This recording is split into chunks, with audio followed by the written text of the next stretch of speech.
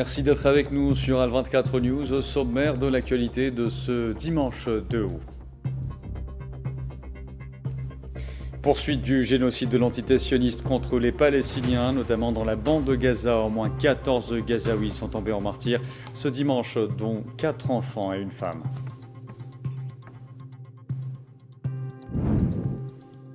Guerre au Moyen-Orient, des sources militaires iraniennes qualifient de nouveaux mensonges une déclaration de Donald Trump selon laquelle Téhéran aurait demandé à Washington de renoncer à de nouvelles frappes contre l'Iran. Assurant la présidence du Conseil de paix et de sécurité de l'Union africaine durant ce mois d'août, l'Algérie réaffirme son engagement en faveur de la paix et de la sécurité sur le continent africain, conformément aux principes de sa politique étrangère, sous la conduite du président Abdelmadjid Tebboune. L'Algérie et 6 autres pays de l'OPEP+, décident d'une nouvelle hausse de leur production globale de l'ordre de 188 000 barils de pétrole par jour à compter du mois de septembre prochain. Et puis le bilan des victimes de la vague de migration massive de ressortissants marocains vers Ceuta s'alourdit à 87 morts au moment où les autorités espagnoles soupçonnent l'implication d'agents du renseignement marocain.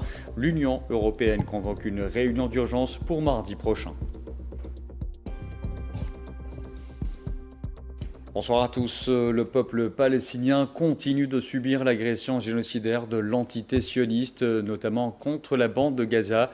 Depuis le 7 octobre 2023, le bilan des victimes de ce génocide s'est alourdi à 73 356 martyrs et 174 185 blessés, en majorité des femmes et des enfants, selon un nouveau bilan des autorités sanitaires palestiniennes.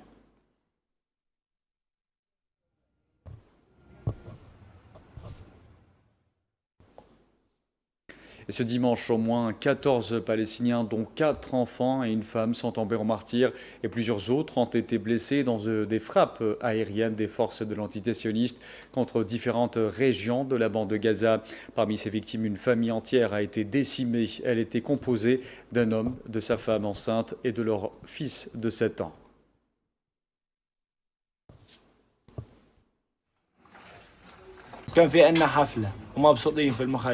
Nous étions en train de faire la fête et nous étions heureux au camp quand soudain une frappe a eu lieu, une attaque ciblée. Nous sommes allés sur le lieu visé.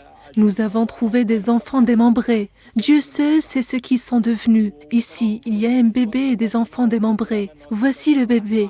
Trump dit qu'il y a un cessez-le-feu et qu'il veut le faire respecter. Nous n'avons pas eu de cessez-le-feu et il n'y en a pas. Chaque jour, nous avons des martyrs. Chaque jour, nous avons des frappes.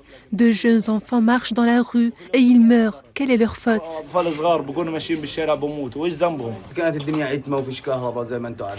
Il faisait nuit, il n'y avait pas d'électricité, comme vous le savez. Nous sommes revenus le matin et avons trouvé ce bébé dans le ventre de sa mère depuis près de 6 ou 7 mois. Nous avons sorti la moitié du corps de sa mère sans vie et il restait l'autre moitié, ainsi que son père, que Dieu ait son âme.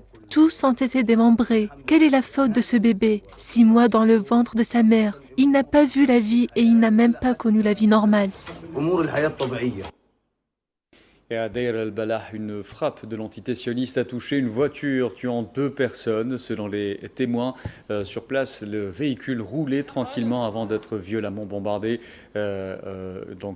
Violant une énième fois, l'entité sioniste violant une énième fois le cessez-le-feu en vigueur.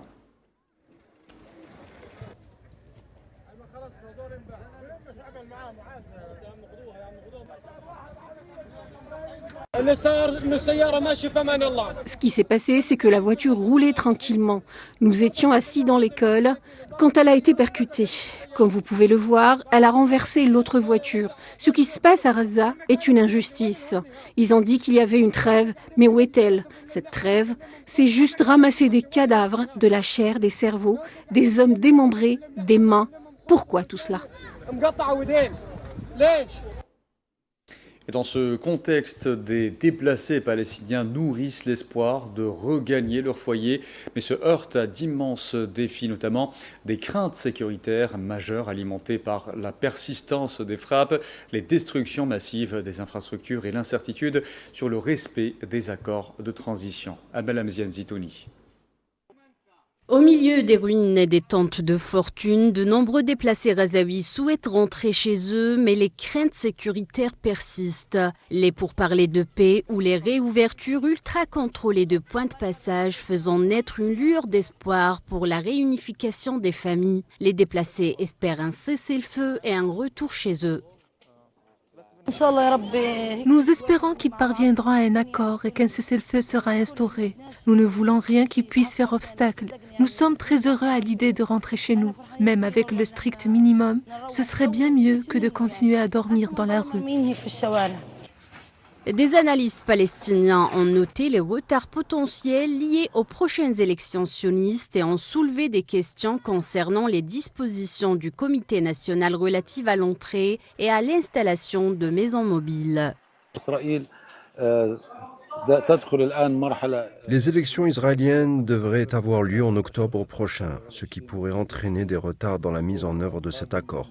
Toutefois, il est clair qu'il y a une pression américaine et arabe sur les médiateurs pour que cette phase se termine et que le comité national puisse assumer ses responsabilités à Gaza. Les questions essentielles sont les suivantes. Quand le comité entrera-t-il effectivement à Gaza et les maisons mobiles seront-elles autorisées ?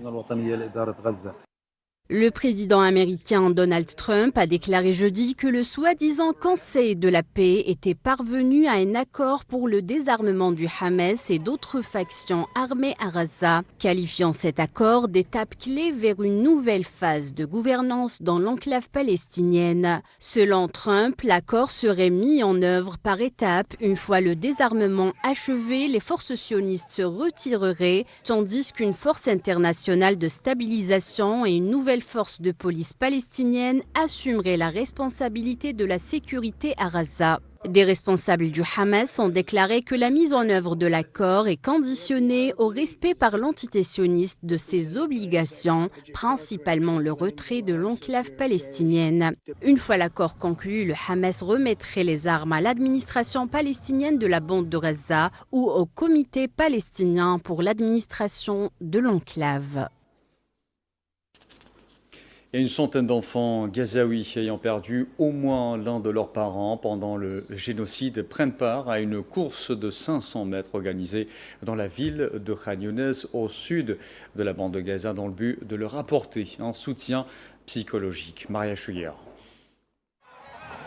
500 mètres, c'est la distance d'une course pas comme les autres, tracée à même la poussière et le béton brisé. Ici, au cœur du paysage dévasté de Khan Younes, des dizaines de petites filles et de garçons se sont élancés. Tous ont perdu un père, une mère, pour certains toute une famille. Face à ce désastre, ce marathon symbolique offre un moment pour courir, crier et tenter de recoudre des enfances lourdement traumatisées. Sauf qu'aucun cri n'a été entendu. Ces enfants n'ont même plus la force de crier leur peine.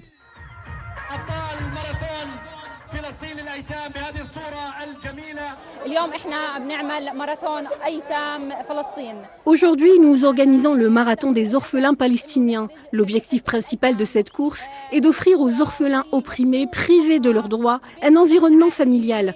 Nous essayons de les sortir de l'injustice et de l'oppression dans laquelle ils vivent, de raviver leur enfance grâce à ce marathon, de renforcer leurs capacités et leur morale et de leur apporter un soutien psychologique.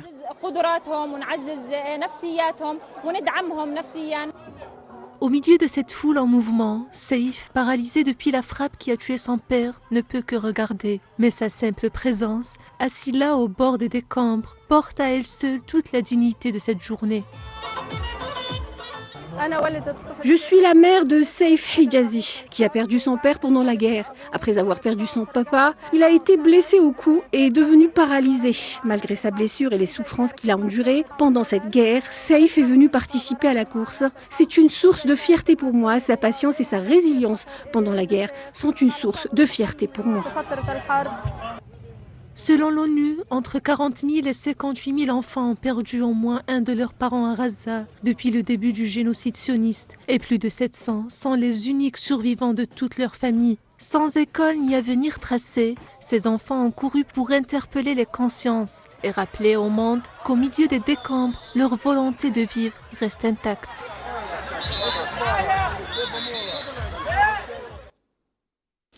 Je vous le disais en titre, dans la guerre au Moyen-Orient, des sources militaires iraniennes ont qualifié ce dimanche de nouveaux mensonges, une déclaration de Donald Trump selon laquelle Téhéran aurait demandé à Washington de renoncer à de nouvelles frappes contre l'Iran.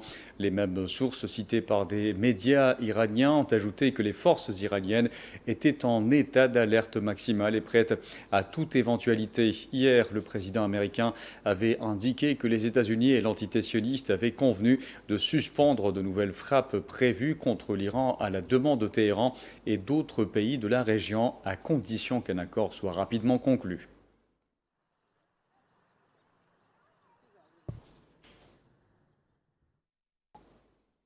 Au Liban, le bilan des victimes de l'agression de l'entité sioniste s'est alourdi à 4 333 martyrs et 12 242 blessés selon le ministère libanais de la Santé. Les forces de l'entité sioniste continuent de violer l'accord de cessez-le-feu et de multiplier leurs attaques contre le Liban sur fond de mise en garde contre une aggravation de la situation sécuritaire et humanitaire dans la région.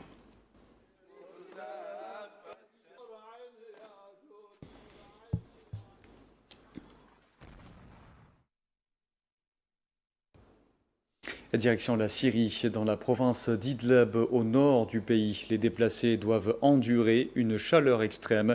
Les températures à l'intérieur de leur tente dépassent souvent les 50 degrés Celsius, avec un accès limité à l'eau, l'électricité et au secours. Voici le point avec Souhila Kilal. Bassem Abou Amr, déplacé d'un village à l'est de la ville de Hama, vit avec sa famille sous une tente de fortune où les températures dépassent facilement les 50 degrés. Le camp d'Idlib, dans lequel ils sont installés, ne dispose d'aucune commodité et n'est pas approvisionné en eau potable, obligeant le père de famille à acheter de l'eau en seau pour laver et rafraîchir ses enfants. Cette tente n'a qu'une seule pièce. On y fait tout. La tente ne protège pas de la chaleur torride. S'il fait 4 degrés dehors, la température intérieure peut atteindre 50, voire 55 degrés. Il n'y a pas d'eau ici. Nous devons acheter de l'eau et nous avons toujours peur d'en manquer. Pour survivre, Bassem a vendu presque tous ses biens. Son fils Abdelkarim, âgé d'à peine 12 ans, a été obligé de sortir travailler. Le garçon fait des petits boulots qui lui permettent de gagner 2 $ par jour, qui lui permettent d'acheter du pain, de l'eau et de glace. Débrouillard, il a réussi à bricoler un ventilateur de fortune pour apporter un peu d'air frais à sa famille. Il fait trop chaud dehors, je n'en peux plus. J'ai fabriqué un ventilateur, j'ai acheté du fil électrique, un moteur et des pales et je les ai assemblés. Mon plus grand rêve, c'est d'avoir la climatisation ou un réfrigérateur, mais c'est tout simplement impossible. Même la glace s'achète. Mon rêve est d'avoir une maison qui puisse nous protéger du soleil brûlant. Je travaille dur dans un restaurant juste pour pouvoir acheter de l'eau et de la glace. En cette période estivale, les réfugiés du camp d'Idlib restent sous leurs tentes suffocantes car les températures sont caniculaires, ne sortant qu'en fin de journée à la recherche d'un peu d'air frais. Mais une fois la nuit tombée, les moustiques envahissent les tentes, faisant proliférer les maladies et empêchant les occupants de dormir. Vous l'aurez compris, entre manque de moyens, chaleur, soif et maladie, le rêve d'un foyer décent reste inaccessible pour des milliers de réfugiés. Je vous en parlais en titre, l'ambassadeur d'Algérie en Éthiopie et son représentant permanent auprès de l'Union africaine, président en exercice du Conseil de paix et de sécurité de l'Union africaine, Mohamed Khaled, a qualifié la présidence tournante du Conseil de paix et de sécurité par l'Algérie durant ce mois d'août de grande responsabilité, soulignant que ce mandat serait mis à profit pour réaffirmer l'engagement du pays en faveur de la paix et de la sécurité sur le continent, conformément aux principes de sa politique étrangère sous la conduite du président algérien Abdelmadjid Tebboune. C'était dans une déclaration faite à l'agence algérienne de presse APS.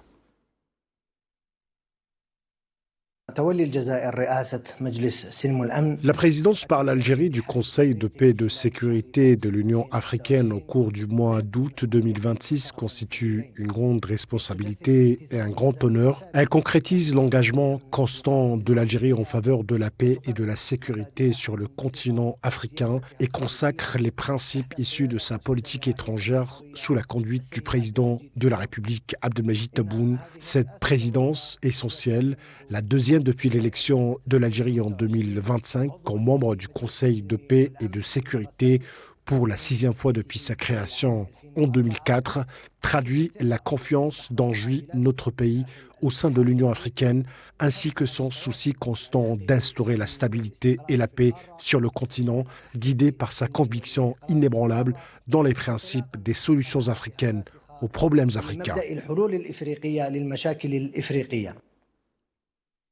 Le représentant permanent de l'Algérie auprès de l'Union africaine a précisé par ailleurs que l'Algérie avait élaboré un programme d'action équilibré, ambitieux et intégré, articulé autour des priorités du continent, notamment la consolidation de la sécurité dans les États africains. En concrétisation de cet engagement, l'Algérie a élaboré durant sa présidence du Conseil un programme de travail répondant aux questions et aux priorités du continent, en premier lieu desquelles la garantie de la sécurité dans ces États. Cela découle d'une conviction profonde. L'Afrique est le continent d'un avenir prometteur et sa sécurité, sa stabilité ainsi que son développement sont une responsabilité collective qui exige la synergie des efforts de tous ces enfants dans un cadre de solidarité, d'unité et d'intégration au service des aspirations des peuples du continent à la paix et à la prospérité. Ce programme de travail s'appuie sur une approche pragmatique fondée sur le réalisme en incitant à la formulation de conclusions menant à des initiatives concrètes et des résultats pratiques efficaces afin de renforcer la capacité du Conseil à répondre aux défis sécuritaires multiples et croissants auxquels le continent africain est confronté.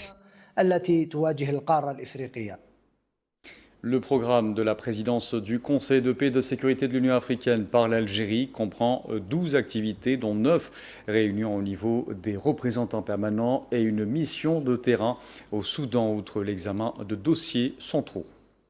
Le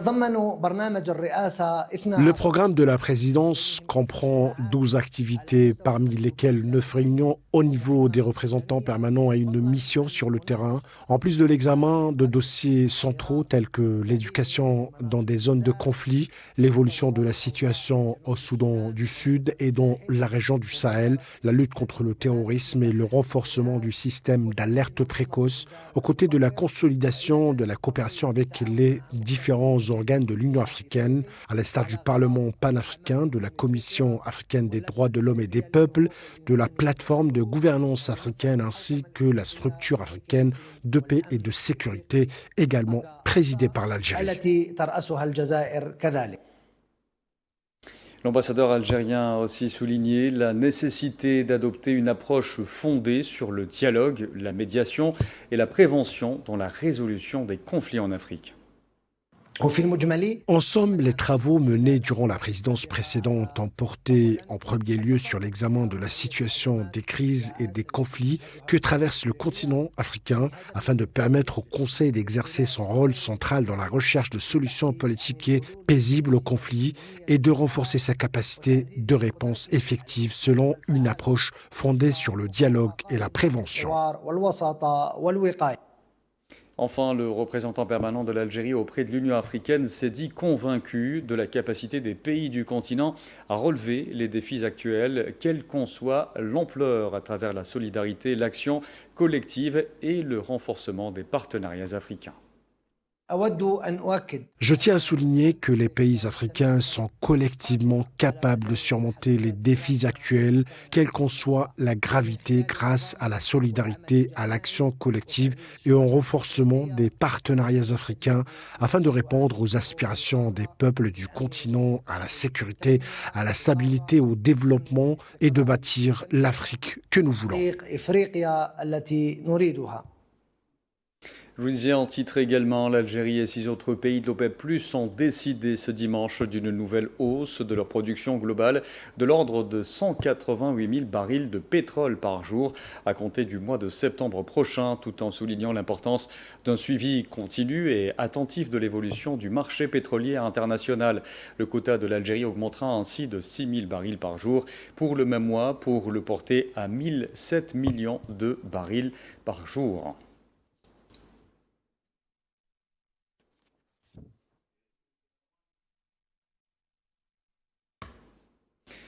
Le bilan des victimes de la vague de migration massive de ressortissants marocains vers Ceuta s'est alourdi à 87 morts. Ce nouveau décompte est intervenu alors que les opérations de recherche des disparus et de repêchage d'autres corps de noyés se poursuivent activement.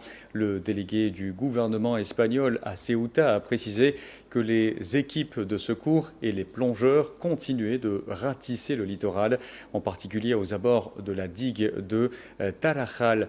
Les autorités s'attendent à la découverte d'autres victimes, ce qui rend ce bilan susceptible d'augmenter. Le responsable espagnol a également souligné que les courants marins pourraient rejeter d'autres corps sur le rivage dans les prochains jours.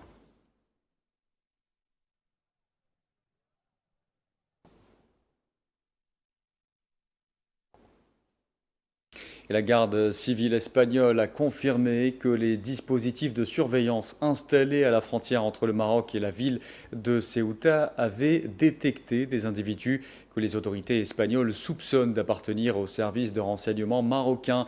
Ces derniers opéraient au sein des groupes de migrants ayant franchi la frontière lors de la récente vague migratoire, selon le journal El Espagnol, citant des sources de sécurité au sein de la garde civile. L'examen des enregistrements des caméras de surveillance a permis d'identifier ces individus présumés affiliés au service secret marocain. Le quotidien a souligné que d'après les services de sécurité espagnols, la présence de ces agents n'avait pas pour but l'émigration, mais visait à accomplir des missions de terrain pour le compte des autorités de sécurité marocaines. Leur tâche consistait notamment à surveiller l'évolution de cet exode de masse, à collecter des informations directes sur les mouvements des migrants et à transmettre ces données aux autorités marocaines.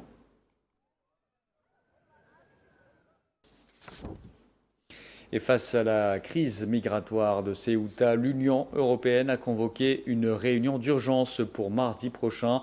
Auparavant, un groupe de 22 États membres, emmenés par l'Italie et le Danemark, avait réclamé cette réunion d'urgence afin de coordonner la réponse européenne après l'arrivée de dizaines de milliers de migrants dans la ville autonome espagnole de Ceuta cette semaine.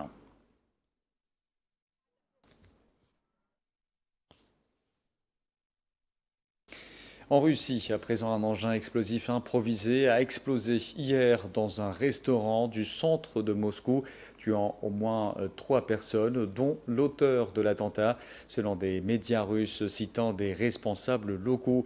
Au moins 21 personnes ont également été blessées lors de l'explosion de l'engin improvisé, selon le Comité national antiterroriste. L'attaque fait toujours l'objet d'une enquête.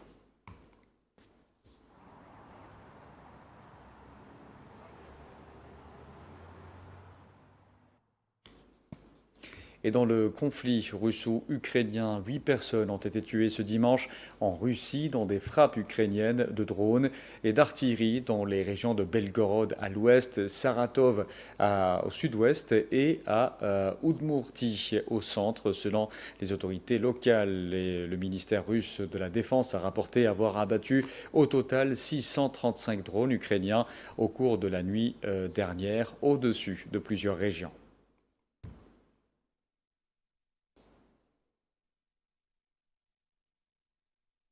Voilà, et c'est la dernière information de ce journal. Merci à vous de l'avoir suivi. Excellente soirée à tous.